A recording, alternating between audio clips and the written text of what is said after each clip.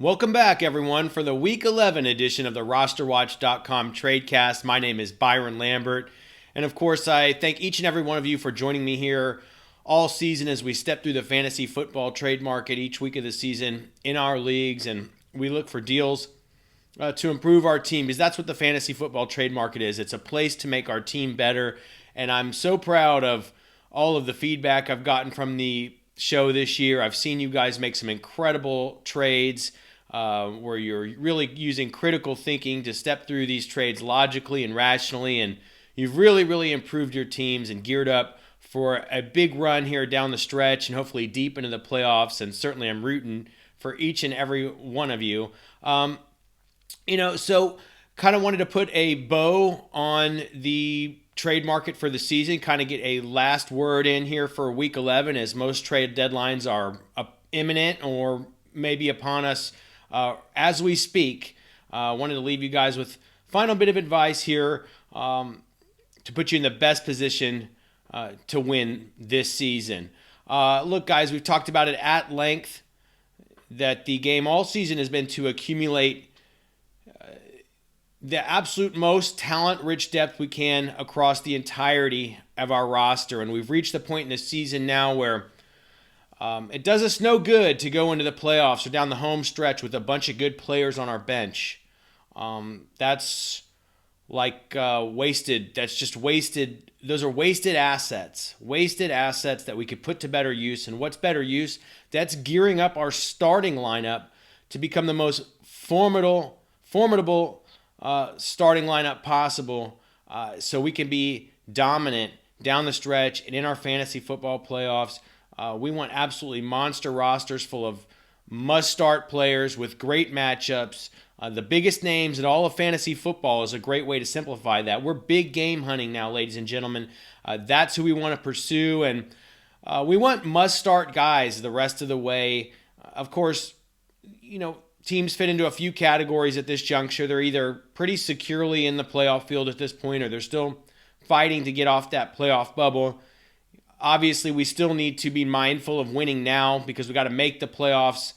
That's the most important objective at this point of the season, of course. And we want to secure our bye weeks where possible, because it is true that if you're able to secure a bye week, you have a much greater chance of advancing to your championship and taking the whole thing down. So, of course, we don't want to sacrifice any of that, but there's no reason for us really to have to. We've got a lot of great players on our bench that are quasi-starters that we're cycling through in our flex spot every week. We've got, 2, 3, 4 guys that are flex-worthy starters every single week. Maybe we've got, just a plethora of running backs or wide receivers, or maybe we even have an excellent backup quarterback or excellent backup tight end that eventually is not going to really serve us down the stretch. If we can use these assets to bring home the biggest names of all of fantasy football for showtime, for the nuclear arms race known as the fantasy football playoffs, that's what we want to do. So, ladies and gentlemen, it's time to begin consolidating the entirety of our roster into the best starting lineup we can. Most of your trade deadlines are up this week or next, so this is your last shot to do it, which means that we're not going to be able to wait for perfect timing at this point. We have to just ship it. We have to ship it where we can under these circumstances at this point. We can't really look to be perfectionists, even if we have to quote-unquote overpay to bring the best players back we can. We want a mega starting lineup for the fantasy football playoffs.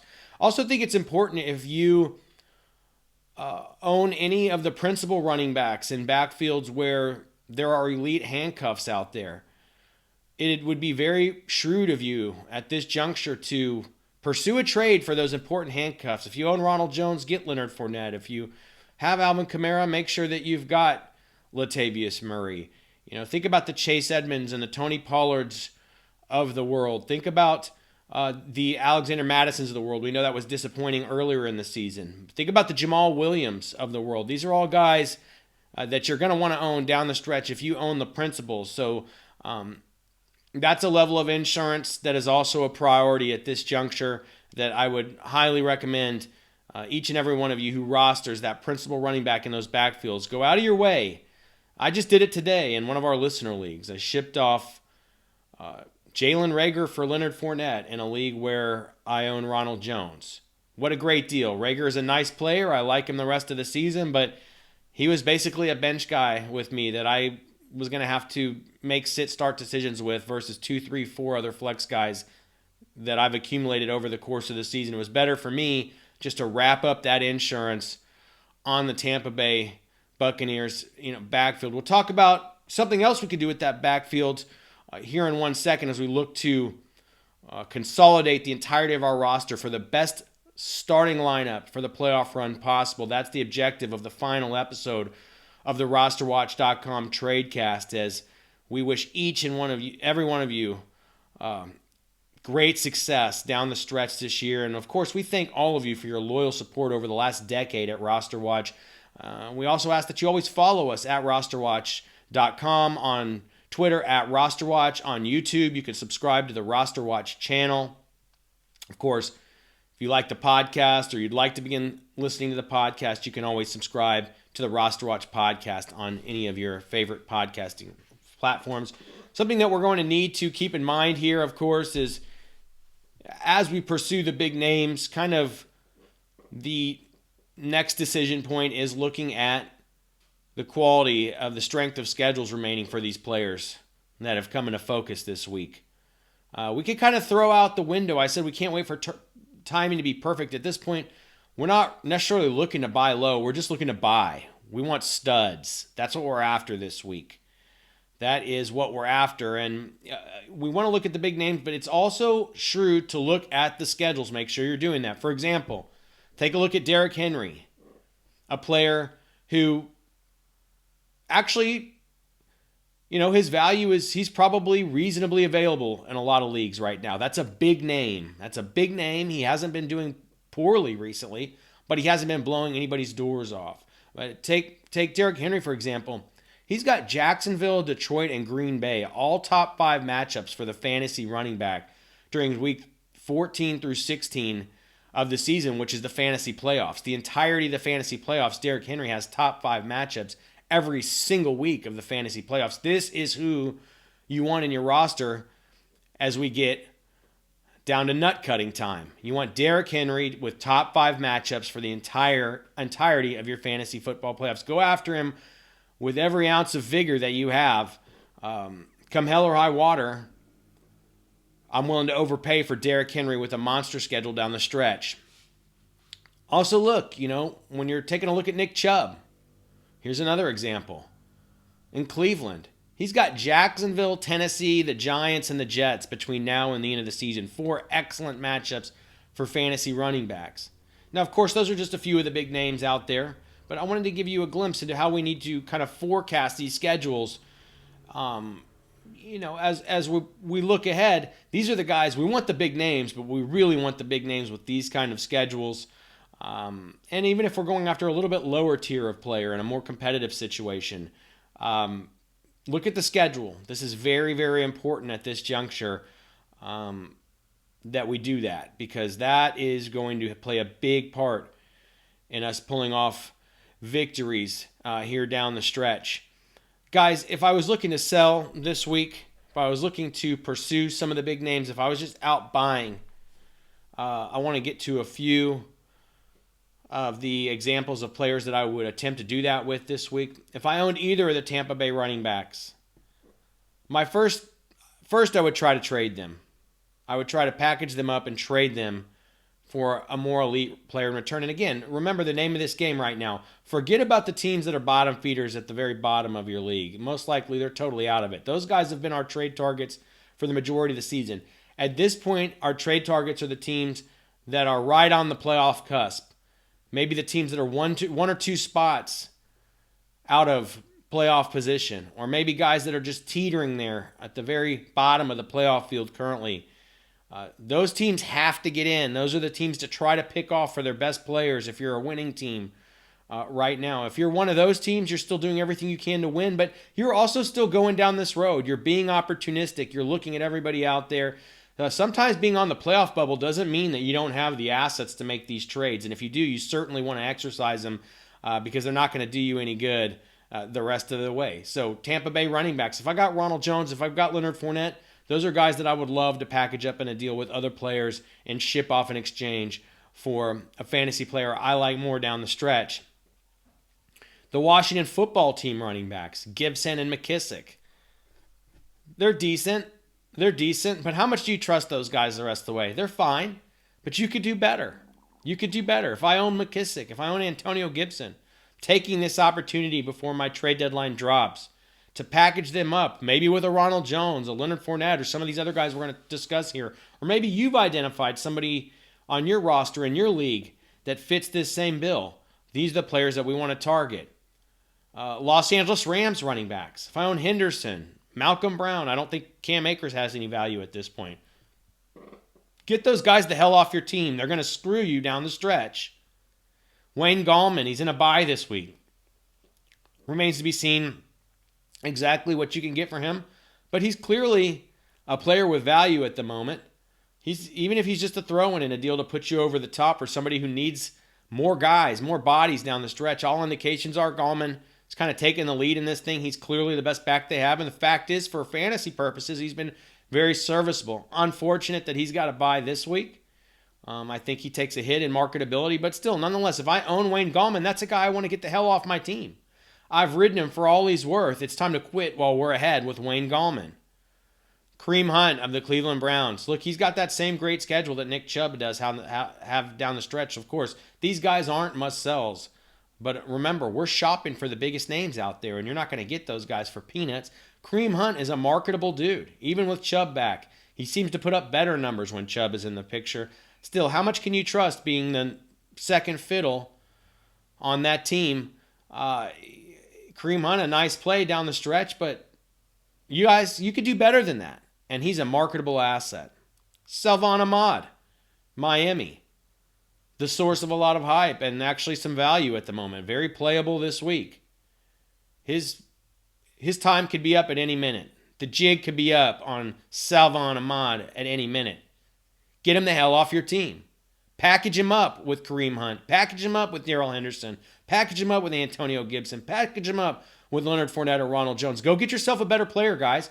Go get yourself a guy that you could sleep well at night knowing that he's going to be your starter in the fantasy football playoffs. Put a guy in your lineup that's going to scare the shit out of the other teams you face down the stretch. Kalen Ballage. What the hell are we even really talking about here? We're talking about Kalen frickin' Ballage. Sure, he's a good play right now if you're in a pinch. Well, of course, those are the teams you want to trade Kalen Ballage to right now. Teams that are in a pinch. Package him up with these aforementioned players and bring home a bigger fish. Because we love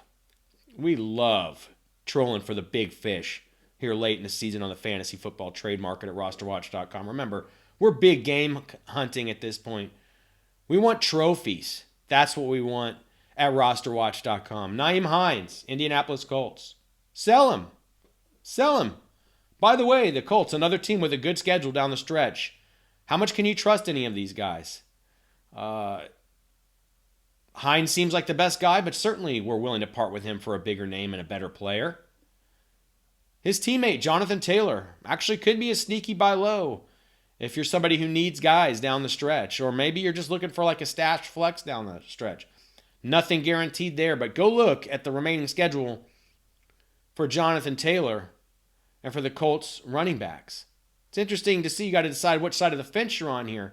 But certainly players with an enticing schedule down the stretch. Certainly players in Hines' situation, he's a sell high. Get them the hell out of here. Get a better name. If you're buying low, Taylor might be sneaky with that schedule. They might have the best schedule of all of fantasy for running backs from here to the end of the fantasy football playoffs. Damian Harris of New England.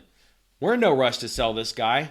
That run game looks good and appears he's taking the lead. Still, we've got way too much history and data on how the Patriots operate with their backfield. I know it's a different version of that team. I know he looks good. He's a fine keep. But if you could take Damian Harris, package him up with Kareem Hunt, Kalen Ballage, Nyheim Hines, Wayne Gallman, Antonio Gibson, Ronald Jones, and go after a better player, that's the smartest thing you can do.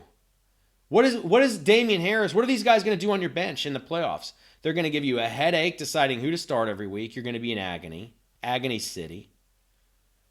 And they're not going to be the best the highest and best assets that you could have in place for that run. You're going to be facing some very, very good teams in your fantasy football playoffs. You're going to have to be able to match up with those guys. And you're going to need studs up and down the roster if you want to take this thing home. Folks, let's turn to the page of the fantasy football wide receivers for Week 11 that we would look to put in play on our trade markets in order to bring back a more formidable asset for our fantasy football playoff run. The Pittsburgh Steelers wide receivers. There's 3 of them. Seems mostly on the season. Deontay Johnson's been the target guy to trust. Juju's been pretty reliable recently. Claypool overall has been good and has had his massive outbursts. I think they're all fine assets, but certainly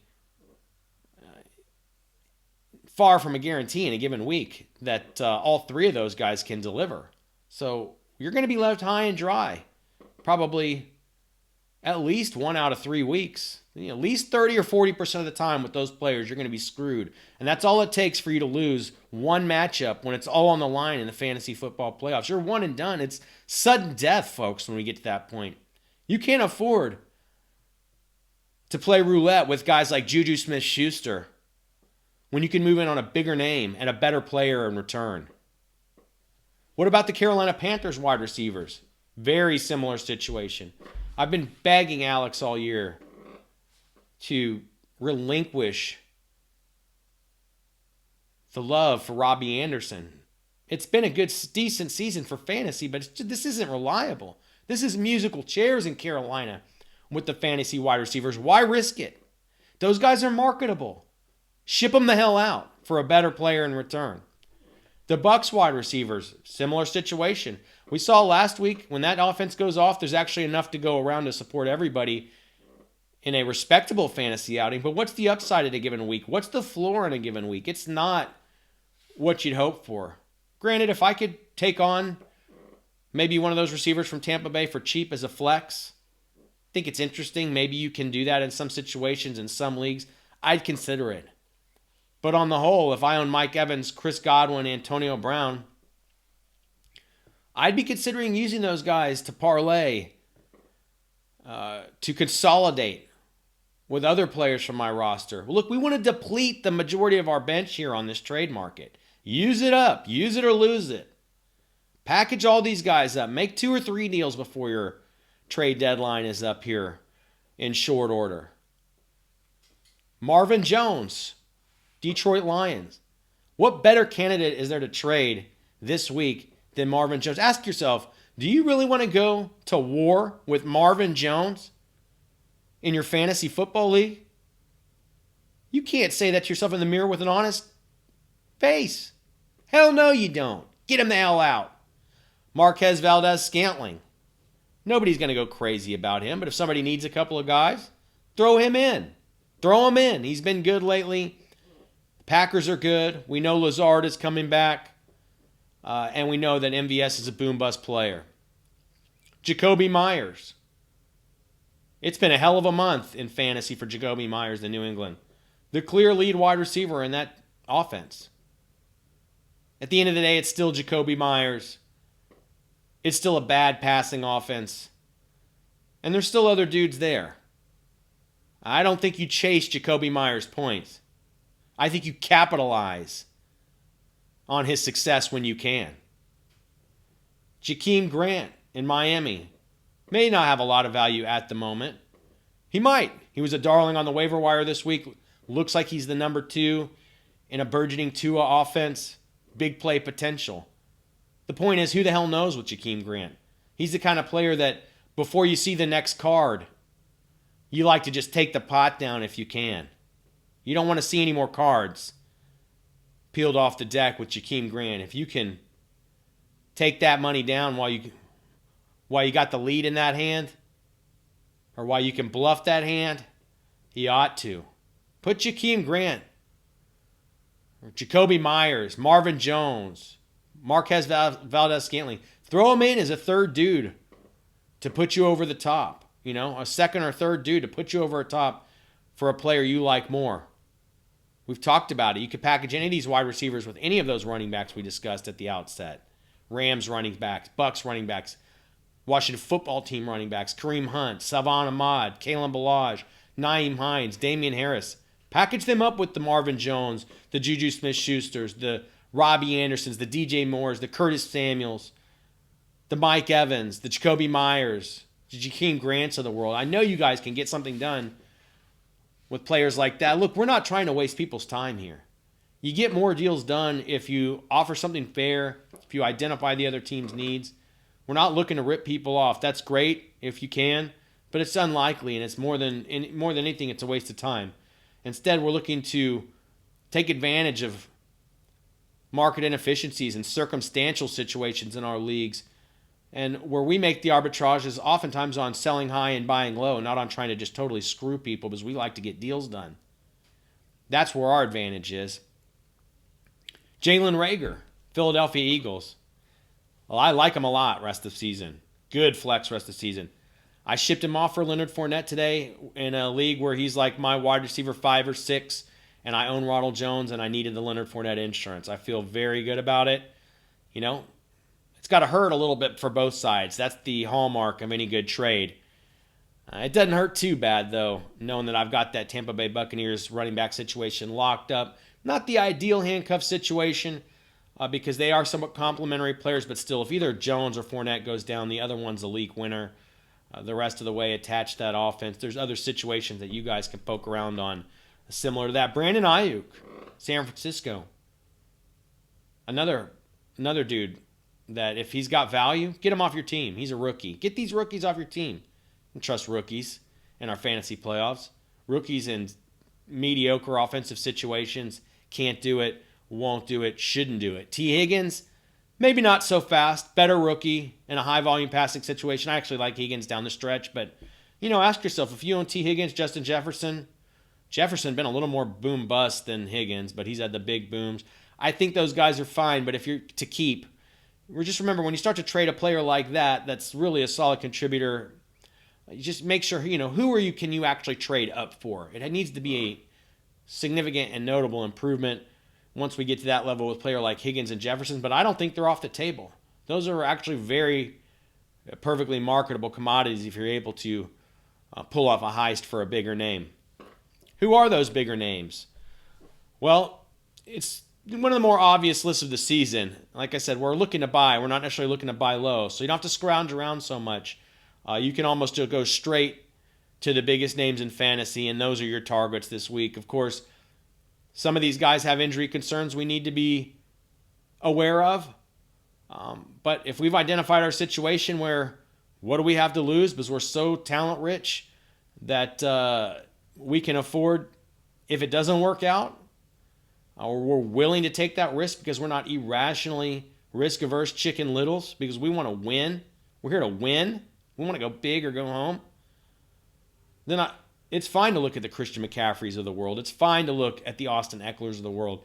It's fine to look at the Chris Carson of the world, even the Joe Mixon of the world. Those guys scare us a little bit, especially the Mixon and the Carson with the nebulous foot injuries. Those are always scary for running backs. Make sure if you go after them, first of all, maybe you can get them for real cheap. And make sure if you go after them, though, that guys like that you can afford if things don't work out. But very much that has created an opportunity for some big-name players. Chris Carson, Austin Eckler, Joe Mixon, and especially Christian McCaffrey. Take a look at those guys here down the stretch. Every one of you, it's a disservice if you don't go into your league tonight and at least see what's going on with those players in your league. Dalvin Cook, Alvin Kamara. We mentioned Nick Chubb and Derrick Henry, probably two of my favorites. Aaron Jones with Green Bay. All players with varying degrees of price tags at the moment based on recent performance, but all elite guys, all big-name guys that you would love to roll into the playoffs with. If you've got the assets to get these dudes, I don't care how much you have to give up. Just do it. Don't leave your starting lineup short. Make sure you've got a complete and, formidable starting lineup. But if this is at the expense of purging your entire bench, I don't care how much you got to throw at these players to bring them home. A little bit of a notch below that, Todd Gurley, we've been back and forth with on the TradeCast all season long. I think he's a good guy right now if you could pick him up, I don't mind bringing Todd Gurley back home for the stretch run. It's not a guarantee, especially with the situation the Falcons are in. But if you can't get the biggest name guys, I don't hate Todd Gurley the rest of the way. Zeke Elliott, certainly some concerns there. But look, we said if you just want to simplify this whole thing and not overthink it, just the rule is go after the biggest names in fantasy. It's been a tough year for Zeke Elliott, but clearly he fits the bill as one of the big names in fantasy. I think his owners are still a little bit worried, so there might be a somewhat reasonable deal to be had on him. He's saying he's still a tiny bit banged up, but here's what we've noticed is that situation has improved since Zach Martin has returned. Not a lot of people are talking about that. Very worried about Zeke before. Still have reduced expectations rest of the way, but I think we're back to the point where Zeke can be probably a really good RB2, an awesome RB2 down the stretch. And I think you can get him for less than that. Or even if you have to give up a good amount to get him, the teams in position to do it are probably going to slide him in as a flex the rest of the way. I like him with Andy Dalton back. I like him with Zach Martin back. It's still not the same old Zeke, but I think it's a good enough Zeke that we're interested right here before the trade deadline. Josh Jacobs coming off a big performance. Talking to his owners, they're still not totally sold on him. I get it, but, considering the carnage to the position this year, a healthy body is worth a lot at this point, and he's clearly a volume hog. So if you can get Josh Jacobs, I'm interested. If you can get Miles Sanders, we've talked about him for weeks. Very, very interested in Miles Sanders here down the stretch. We want to take a look at the big-name fantasy wide receivers that we want to snoop around on here before the trade deadline drops in our fantasy football leagues. Devante Adams, you're never going to buy low. He's probably one of the most expensive players out there. His owners are probably winning teams and aren't going to give him up. But there's millions of configurations to the way league standings work out with the players that are owned out there. Look in your league and see what's going on with Devante Adams. See what's going on with Tyreek Hill. See what's going on with DK Metcalf coming off of an underwhelming game. See what's going on with DeAndre Hopkins, Julio Jones, and even Tyler Lockett. Folks, I implore you to pursue these players and add them to your fantasy football roster before the trade deadlines drop. These guys will give you the best starting lineup you've ever seen going into your fantasy football playoffs, and you're going to rest easy at night, and you're going to win more titles this way. A notch below. How much are you scared of Jameis Winston or possibly Taysom Hill? Maybe we should be scared a fair amount. I'm still interested in Michael Thomas for the right price, especially if it's Jameis, who I think it's going to be. I actually think this pushes the game script for the Saints more.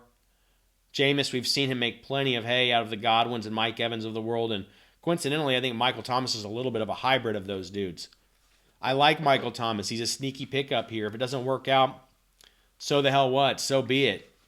That's a great guy to go to war with.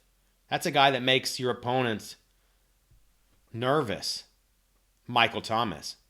Stephon Diggs. Been an excellent fantasy commodity this season.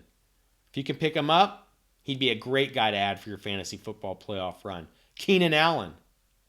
Keenan Allen would be a stud the way that Justin Herbert peppers him with target volume. What an ad that would be. Calvin Ridley, this is an injury concern. You're going to need to monitor it. Certainly, Calvin Ridley was one of the best players in all of fantasy the first part of the season. If you can take the risk of stashing him, certainly think it's worth it. A.J. Brown, Tennessee Titans, another player that's like this quasi-elite level that if we can add him, I'll overpay for A.J. Brown if I can make him my wide receiver 3 or my flex for the fantasy football playoff run. What about Allen Robinson? Tough to trust anybody in Chicago. I still like his schedule the rest of the way, and I think he's still going to be a solid asset for most teams. Not a super elite, not a super premium name that we're really looking for here, but let's face it, this has been a year depleted by injuries, and we got to work with the guys that are out there on the tight end market. We're looking at Travis Kelce. We're looking at Darren Waller. Those are the elite tight ends. If we have the assets to pay up, if we're fantasy rich, those are the guys that we're ready to spend up on. If I can't get Kelce, if I can't get Waller, very interested in Mark Andrews, who finally gets his first respite from tight end hell the last 4 to 6 weeks. This week with a great matchup against Tennessee. Gets A little bit difficult again next week. Actually, very difficult again next week with, I believe it's Indianapolis again. But after that, pretty much smooth sailing for Mark Andrews down through the most important juncture of our fantasy football season on into the playoffs. TJ Hawkinson, if I can bring him on as my fantasy tight end the rest of the way, I'm interested in doing it. We mentioned last week Noah Fant has that tight end room all to himself in Denver now. A guy that I'm certainly interested in bringing back and just kind of setting it and forgetting it rest of way at my tight end position. And then Rob Gronkowski. A lot of people roster Gronk as their second tight end and might be willing to part with him in the right deal. If I needed a tight end rest of season, I'd have a look at that. One thing we should keep in mind with all these Bucs players is they do have a Week 13 bye. So there's going to be a lot of notable players from the Buccaneers team that are out in your last week of your regular season for your fantasy football leagues, where a lot of you guys are going to be on the chopping block. If you can't afford to absorb the Week 13 bye from the Buccaneers skill players, it's time to get out from underneath them right now before your trade deadline drops. Well, once again, ladies and gentlemen, it's been my absolute pleasure to host the RosterWatch.com TradeCast for the 2020 season. I love interacting with you guys. I appreciate all the viewers and listeners and all the feedback we've got on the site at RosterWatch.com. It's been a joy to see each and every one of you put this information into motion in your leagues and really pull off some amazing trades that have improved your teams. Again, this is what we say. The fantasy football trade market is a place to make your team better. And this is where we do it every week of the season. Once and for all, ladies and gentlemen, my name's Byron Lambert, and it's been an absolute pleasure on behalf of everybody at RosterWatch.com to be on the front lines for your fantasy football team for the last decade. We appreciate all your love and support at RosterWatch.com, on Twitter at RosterWatch, over on the YouTube channel, the RosterWatch YouTube channel, and of course, on your favorite podcast platform, the RosterWatch Podcast. Until next season, ladies and gentlemen, so long.